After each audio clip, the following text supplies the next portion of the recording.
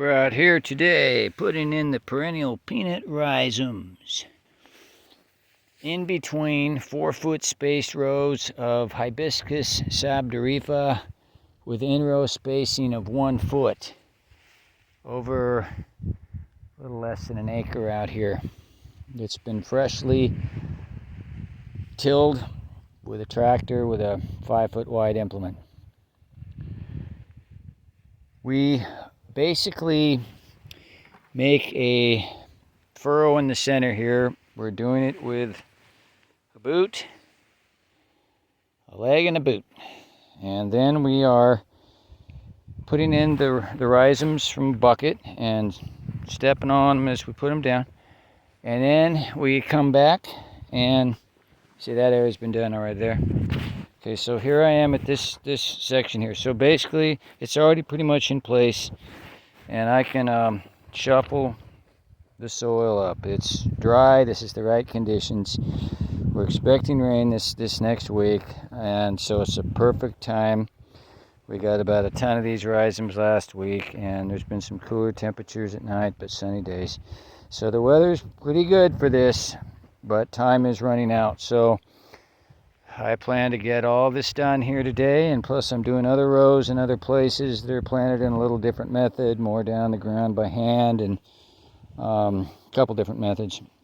It depends on the area, often the method and the density and such. So this is the fastest way that I'm able to do it without any big machinery or anything.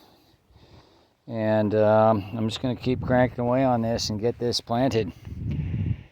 You all stay tuned, and you're going to see what this looks like in the future, whether it's successful or not. But the dream is beautiful green perennial peanut out here with little yellow flowers, nice and thick, and hibiscus, row and row and row of hibiscus during the summer, and then harvested in the fall. And we acknowledge that the hibiscus can shade the perennial peanut. During the first year, we don't see that as any problem. We're looking for growth of rhizomes underground. So our experience with mint and other plants out here is that covers just fine. In subsequent years, when we want more leafy growth, when it's grown up, it's like next year, we could grow the hibiscus with frequent harvests also, and we're already doing that on some of the land. We've got some places where we've got it planted.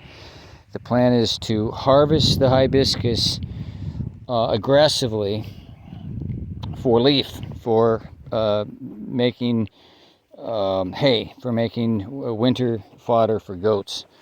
So we can therefore control the shading on the perennial peanut. We can reduce the shading. We can continually harvest. There'll still be a lot of, still be shading and filtered light and such, but we will adjust and adapt. And oh yeah, I wanted to mention this whole area also, for the first year, we are putting amaranth out here, so there's going to be other shading out here, but that's a faster growing grain crop.